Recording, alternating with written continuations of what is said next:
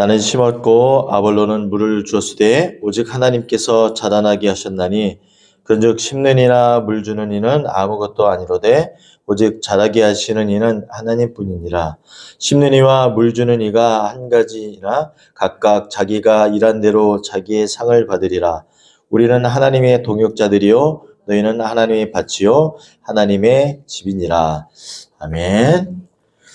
네, 오늘 말씀은 하나님이 세우시는 교회란 제목으로 말씀을 전하도록 하겠습니다.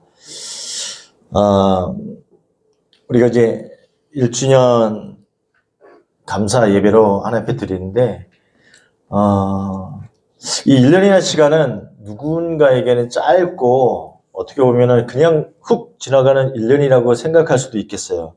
그러나 저와 여러분들에게 이 1년은 좀 돌아봤어요. 너무나도 평상시 1년보다 더 어떤 소중함이 있고 의미 있는 값진 시간이 아니었나 싶습니다. 하나님의 부르심과 뜻 가운데 더 세워지는 교회가 여기까지 올 수 있었던 것은 다른 거 아닌 것 같아요. 전적인 하나님의 은혜였다라고 볼 수밖에 없을 것 같아요. 처음 교회를 시작할 때 떨려보면 모든 것이 준비가 되지 않은 상태였습니다. 물론 지금도 하나로 준비되어 있지 않은 것 같아요.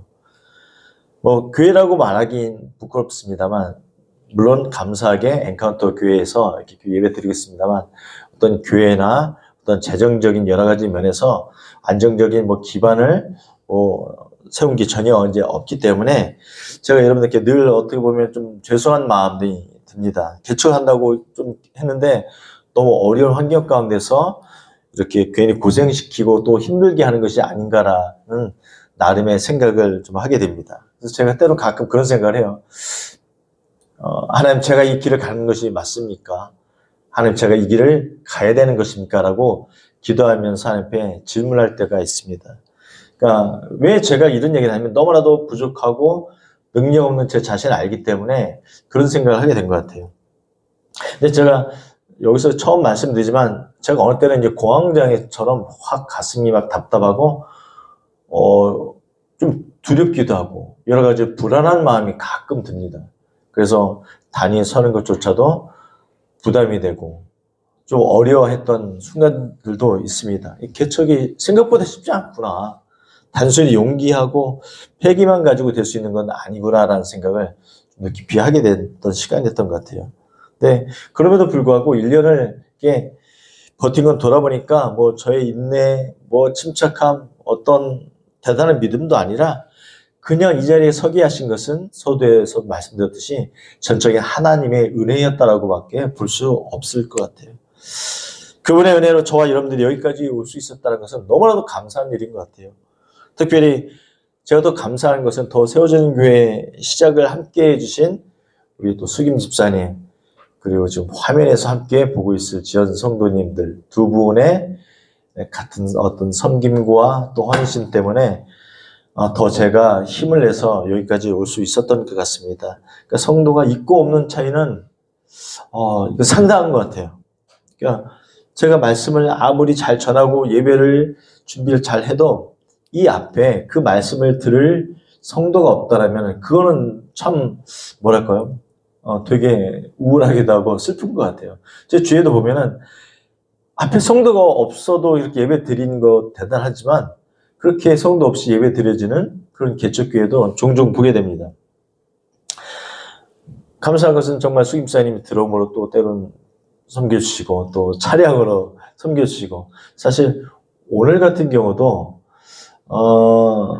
제가 이제 오늘 1주년 감사예배니까 저 나름대로는 좀 이렇게 생각을 했어요. 송이 다리도 온다고 했는데 못 오게 되고 했지만 또 저도 이제 일하는 곳에서 신혼부부가 오늘 또 오기로 했었는데 아기랑 이렇게 3명이서 오기로 했는데 또 친정에 가는 바람에 또 그것도 생각보다 못 오게 됐고 그러니까 제가 생각했던 1주년의 감사예배를 어느 정도 이렇게 생각했는데 제가 원하는 대로 이제 흘러가지 않은 거예요.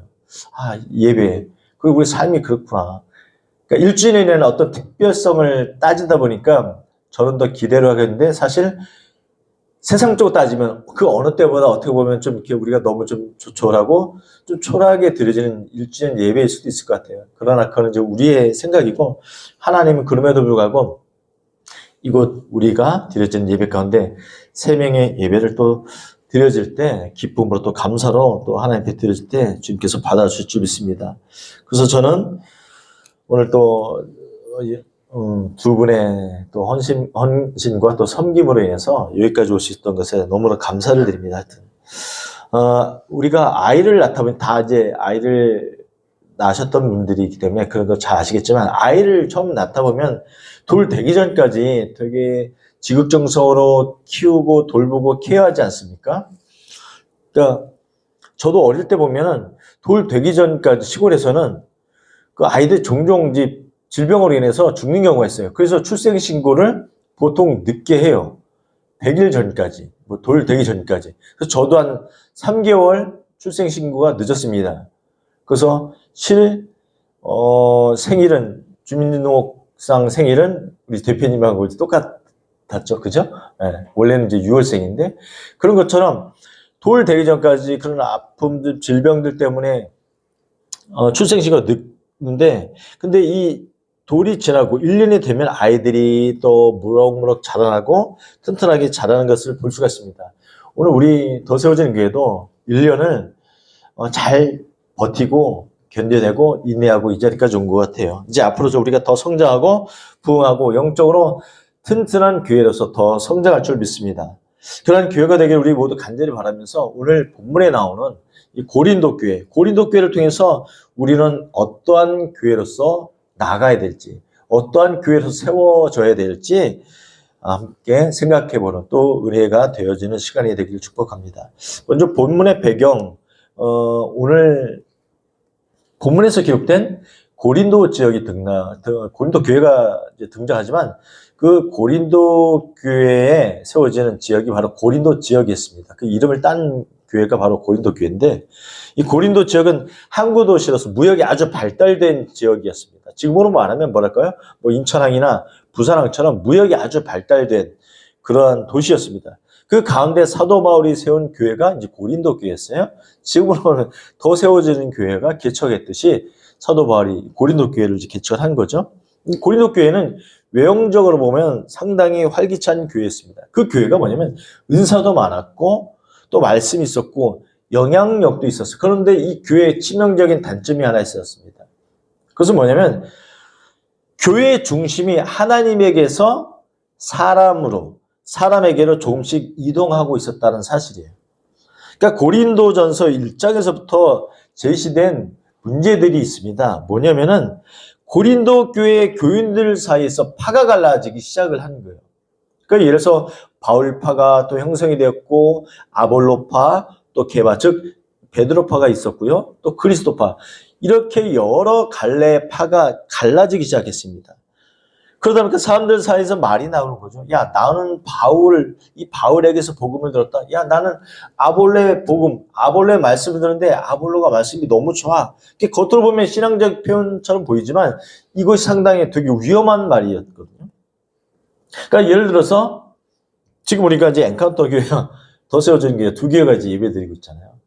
한 공간에서 예를 들어서입니다. 어떤 사람은 박 목사님 편에 있는 사람들은 야, 박 목사님 설교 좋고 찬양 잘해. 또 어떤 사람은 야, 김 목사님 설교 잘하고 김 목사님 찬양을 잘해. 이렇게 자기가 원하고 또 편애하는 목사님 편에 들다 보니까 이것이 이제 갈라지기 시작하는 거죠. 편이 들기 시작하는 거죠. 이 고린도 교회가 이러한 현상들을 또 이러한 문제들을 가지고 있었다는 거죠. 그런데 이런 것은 2000년 전에만 있었던 것이 아니라 안타깝고 아쉽지만 사실 지금 현대교회도 이런 일들이 이제 왕왕 있는 거죠. 뭐 대형교회에서도 가끔 있는 얘기들이지만 목사님들의 말씀이나 뭐 가르침, 어떤 그것을 절대적으로 따르고 추하는 것 자체가 문제인데 이제 그런 일들이 이제 비일비재하다는 거죠. 그러니까 목사도 결국 사람이잖아요. 실수할 수 있고 연약한 것이 이제 목사입니다. 그러니까 제가 어제 어떤 이제 영상을 봤는데 만나 교회 이제 김영삼 목사님이 이제 이런 얘기를 해요. 거기 이제 부교육자들, 부목사들은 이제 신방을 가잖아요. 그러면 절대 신방 갈 때 어떤 헌금 봉투를 안 받습니다. 왜냐면 이제 그런 어떤 봉투를 받잖아요. 이제 예수 도섭이다 이렇게 해서 부목사들에게 이제 주는데 그런 것을 계속 받게 되면 목사들이 계속해서 그 안 좋은 영향을 받게 된다는 거죠. 목사도 연약하기 때문에 계속 그것을 의지하게 되고 또 그것을 바라고 원한다는 거죠. 그러니까 그래서 그 교회는 철저하게 목사들에게 사례비라든지 어떤 여러 가지 복지라든지 그것이 이제 제공이 되죠. 이제 그런 것처럼 얘기했듯이 목사도 상당히 연약한 사람들이기 때문에 실수할 수 있고 그렇다는 거죠. 그래서 목사를 어떻게 보면 절대로 믿고 의지해서는 안 된다는 거죠. 그러니까 하나님을 올바로 믿고 하나님 우선순위에 둬야지 목사만 믿고 따라가는 신앙을 바람직하지 않다는 것입니다. 그래서 여러분들 저도 마찬가지라는 거죠. 예, 저도 연약하기 때문에 저를 따라서는 절대 위험한 거죠. 예. 그렇다고 목사를 의심하는 것도 아니고 목사를 절대적으로 또 신뢰하지 말라는 것은 아닙니다. 그러나 하나님보다 위에 있으면 그것은 절대적으로 위험하다는 거죠. 그러니까 우리가 바울은 참 잘 압니다. 근데 오늘 본문에서 누가 언급이 되고 등장이 되냐? 아볼로가 등장이 됩니다. 아볼로는 구약 성경에 상당히 능통한 자였어요. 물론 이제 그때 2000년 전에 이제 구약 성경만 보고 있지만 이 구약 성경에 상당히 능통하고요. 아볼로가 설교도 말씀도 잘 전하고 언변이 뛰어났어요. 그래서 과거에 바울과 동행했던 브리스길라와 아굴라가 있었습니다. 브리스길라와 아굴라 밑에서 하나님의 말씀을 배웠어요.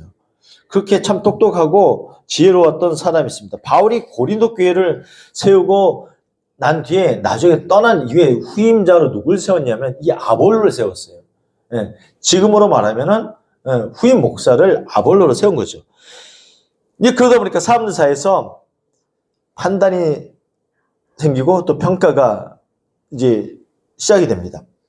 바울 설교보다 아볼로 설교가 더 좋다는 거예요, 사람들이. 이 아볼로 설교가 바울보다 더 쏙쏙 귀에 들어오고 더 은혜가 돼. 이런 이제 평가를 하는 거예요. 바울이 말씀 전하는 것보다 더 은혜가 된다라고 사람들 사이에서 그 여러 가지 이제 말이 생겨나기 시작하면서 서로 이제 갈라치기가 시작이 됩니다. 근데 정작 바울과 아볼로는 그런 것들에 대해서 신경을 쓰지 않아요. 경쟁자로 보지도 않습니다. 두 사람은 교회 중심이 되기를 거부하고 오직 예수 그리스도를 중심에 두었던 동역자들이었거든요. 바울은 이러한 교인들의 문제를 보면서 야, 교회가 하나님의 은혜를 바라보는 공동체가 아니라 점점 사람을 기준으로 평가되는 또 비교하는 공간이 되었다는 사실을 사도 바울이 이제 아는 거죠. 그런 문제를 알았기 때문에 오늘 본문을 통해서 지적을 합니다. 그들에게 권면을 얘기하죠. 고린도 교회 성도들에게. 그런데 고린도 교회 교인들이 이런 문제를 일으킬 만한 이유들이 상당히 있었습니다. 뭐냐면 그들의 영적 수준을 바울이 고린도전서 3장 1절에서 3절 사이에 말해주고 있습니다. 세 번 얘기인데요. 좀 길기 때문에 3절에서 1절에서 3절 사이 제가 말씀드리겠습니다. 형제 자매 여러분, 나는 여러분에게 영에 속한 사람에게 하듯이 말할 수 없고 육에 속한 사람, 곧 그리스도 안에서 어린아이 같은 사람에게 말하듯이 하였습니다. 나는 여러분에게 젖을 먹였을 뿐 단단한 음식을 먹이지 않았습니다. 그때는 여러분이 단단한 음식을 감당할 수 없었습니다. 사실 지금도 여러분은 그것을 감당할 수 없습니다. 여러분은 아직도 육에 속한 사람들입니다. 여러분 가운데서 시기와 싸움이 있으니 여러분은 육에 속한 사람이고 인간의 방식대로 살고 있는 것이 아닙니까? 라고 말하고 있어요. 바울 입장에서 고린도 교회 교인들에게 원펀치 딱 한 대 때린 거예요, 지금. 뭐냐면은 신앙적으로 아직 고린도 교회 성도들이 뭐라는 거예요? 악이라는 거죠. 악이라는 거죠. 어떤 비유를 하냐면 아기이기 때문에 아기를 여러분들 키워보셔서 알겠지만 돌도 안 되는 아기에게 딱딱한 음식을 먹이겠어요? 집사님? 아니죠. 현성의 현민에게도 처음에는 뭐 우유를 먹인다든지 죽, 부드러운 음식을 먹이잖아요. 그러니까 사도 바울이 그것을 비교하는 거예요. 아이를 통해서 그들의 지금 영적 상태를 비교해요. 고린도 교회 성도들이 성인이 아니라 영적 상태 수준이 악이라는 거예요. 그렇게 은사가 많고 교회에서 신앙생활 열심히 하는 것처럼 보이지만 그들의 영적 상태는 아직 악이다. 그리고 아직 육에 속한 사람으로서 그들 마음 가운데 시기가 있고 싸움이 있고 어떤 교만이 있고 마음 가운데 그런 여러 가지를 경고하고 있어요. 사도 바울이. 은사들이 많다라고 자부했던 고린도 교회 성도들에게 일침을 가하는 그 메시지를 바울이 전하고 있습니다. 바울은 이런 상황을 그냥 두고 보지 않았어요. 바울은 다시 교회의 본질을 붙들기 위해서 아주 단순한 비유 하나를 사용하는데 그것이 바로 오늘 본문의 씨를 심는 농부의 비유. 씨를 심는 농부의 비유. 바울이 6절로 말하죠. 뭐라고 말합니까? 나는 심었고 아볼로는 물을 주었을 때. 네, 지금 바울인데 바울은 머리가 보통 이렇게 안 심어져 있는데 그런 비유를 많이 하는데 나는 심었고 아볼로는 물을 주었다라고 표현하고 있어요. 바울 나는 심었고 그 후임이었던 고린도 교회 목회자였던 아볼로는 물을 주었다. 교회의 일은 보면 때론 역할 분담이 필요한 것 같아요. 혼자 다 할 수 없단 말이에요. 그러니까 예를 들어서 제가 집에서 화분을 담당해요. 제가 화분에 분갈이를 한다든지 여러 가지를 다 하는데 그러니까 제가 분갈이를 하고 역할 분담한다면 예를 들어서 뭐 사모가 아내가 물을 주면 좋겠죠. 근데 다 제가 합니다. 엊그저께도 화분에 또 물을 주러 이렇게 또 했는데 물을 주려면 다 화장실로 끌고 와서 그 무거운 화분을 들고 어제도 이제 우리 얘기 아내가 화분에 물 없나? 이제 그런 건 이제 캐치는 해요. 근데 제가 엊그저께 줬지 내가 얘기했어요. 그리고 좀 이렇게 분갈이도 하고. 그러니까 보는 거고 저는 그것을 이제 관리하고 또 어떤 작업들을 화분에 어떤 여러 가지 그것을 제가 이제 하는데 이거는 뭐냐면 무슨 일이든지 나 혼자 하면 벅차다는 거죠. 어떤 일이든 마찬가지지만 그러니까 바울은 자신의 역할을 너무 잘 알거든요. 식물이든 채소든 심는 일은 분명히 중요하잖아요. 아무도 씨를 뿌리지 않으면 아무 일도 나지 않아요. 그 화분에. 그렇잖아요. 어떤 밭이든. 교회 1년을 돌아보면 분명히 심는 시간이 있었다고 생각합니다. 더 세워진 교회가 우리가 부족하지만 말씀을 준비해서 심었고 예배를 지키며 심었고 또 사람을 품으며 심었어요. 눈에 보이지 않는 자리에서 또 기도로 땅을 갈아엎으며 저와 여러분들이 심었다는 말이죠. 그게 우리의 할 일이었어요. 그래서 그렇습니다. 우리 사람으로서 야 이렇게 심었으면 결과가 일어나고 열매들이 맺혀져야 되지 않을까. 그러니까 우리의 결과론. 그러니까 우리가 그런 생각을 많이 하잖아요. 초반에서도 말씀드렸듯이 저는 1주년 감사 예배했으면 그래도 이렇게 감사함으로 이렇게 이 자리가 좀 채워질 줄 알았는데 전혀 예상 밖의 일들이 일어나는 걸 보면서 내 뜻과는 다르구나. 하나님은 다르게 보실 수 있고 하나님은 다르게 또 역사하실 수가 있구나 라는 생각합니다. 오늘 보면은 바울이요. 마찬가지인 것 같아요. 바울은 그 자리에서 멈춰요. 자신의 수고와 그것을 자랑하지 않습니다. 왜냐하면 심는 일은 시작이 뿐 생명을 만들어내는 일은 절대 아니거든요.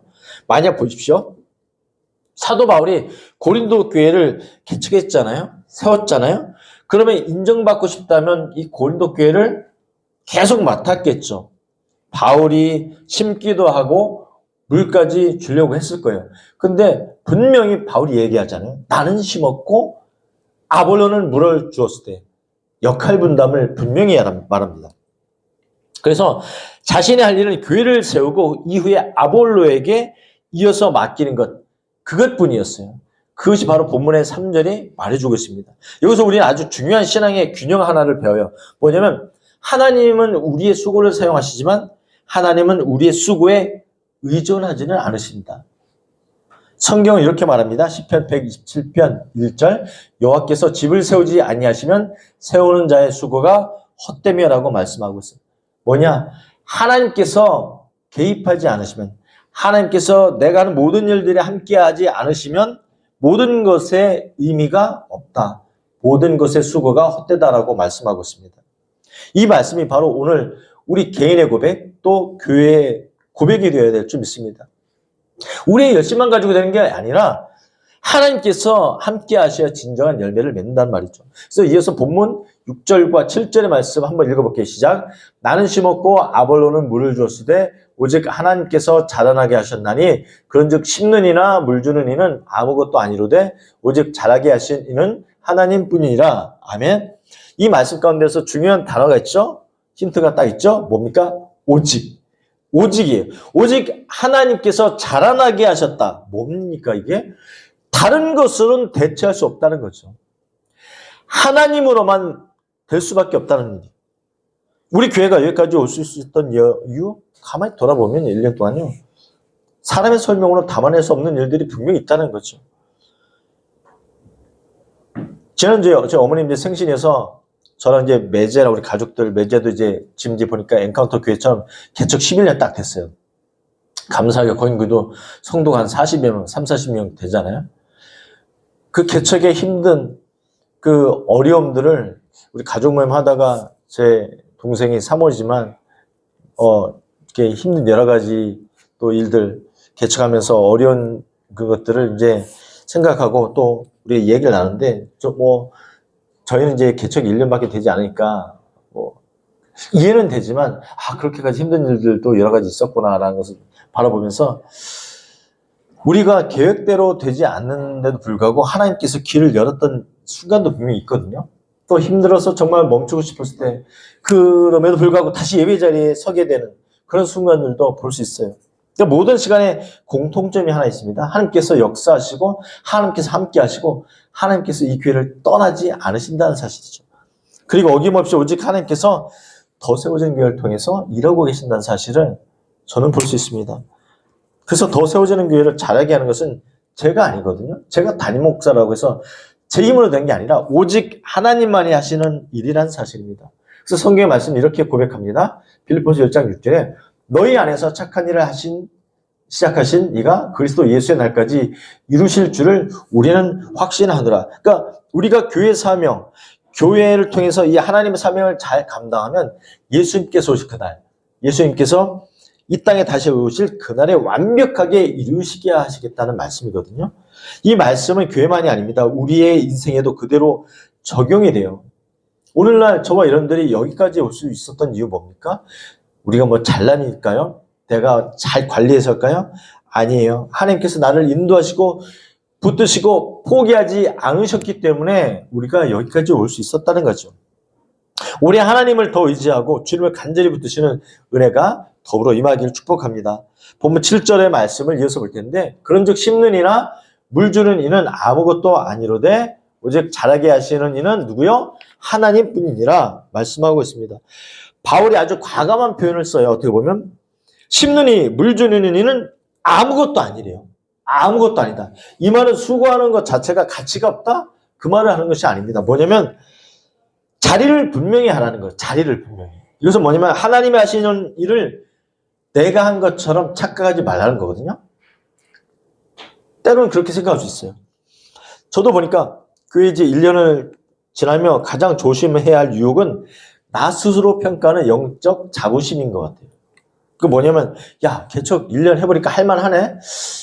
자리도 좀 채워지고 성도도 하나하나 더 전도가 되고 개척 할만하네. 이게 위험하다는 거죠. 영적 자부심이. 그럴수록 더 겸손해지고 낮은 자세로 가야 된다는 거죠. 그러니까 저희 교회도 가끔 이렇게 10명씩 채워질 때가 있잖아요. 10명이라는 자리가 세 친구 오고 이렇게 하다 보면 10명 이렇게 있을 때가 한 3번 있었어요. 그때는 저 자신도 가끔 이제 우쭐해지는 거죠. 조금만 더 하면 붕되지 않을까. 그러나 여전히 그것은 제 생각인 것 같아요.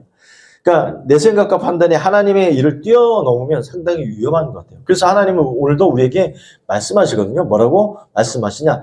요한복음 15장 5절 함께 읽어볼게요. 시작. 나를 떠나서는 너희가 아무것도 할 수 없음이라 말씀하고 있습니다. 그러니까 세상 사람들 이런 식으로 얘기하잖아. 가끔 너 나 없이 잘 될 것 같아? 이런 식으로 가끔 얘기하잖아. 마찬가지죠. 예수님도 말하고 있어요. 주님 없이 너가 나를 떠나서는 아무것도 할 수 없어. 주님과 함께 해야 된다는 말씀이잖아요. 주님 없이 내가 할 수 있는 일은 하나도 없다는 거죠. 그래서 항상 그분의 인도하심이 있어야 내가 할 수 있다.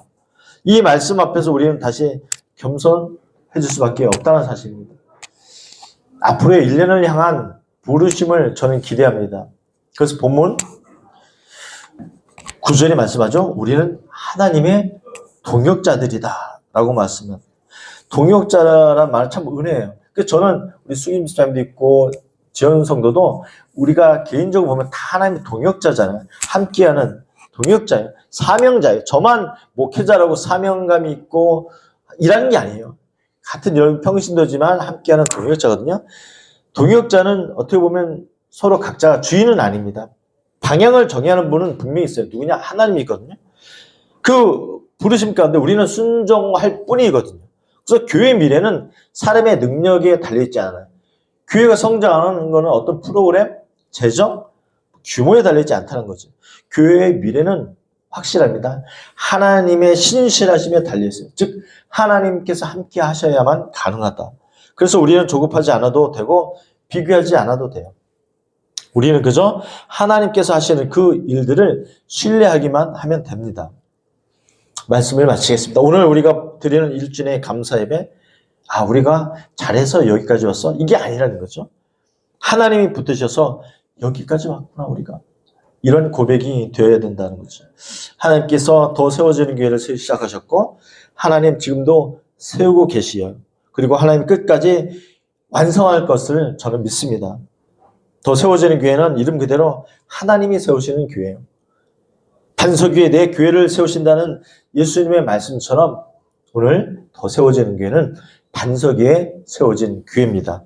그래서 더불어서 이 고백이 앞으로의 1년을 이끄는 가장 든든한 기초가 되길 소망하면서 더 세워지는 교회 2주년 감사 예배를 또다시 저와 여러분들은 기다려봅니다. 그때까지 맡은 사명을 잘 감당하는 저와 여러분들이 되어지길 주님의 이름으로 축원드립니다. 아멘.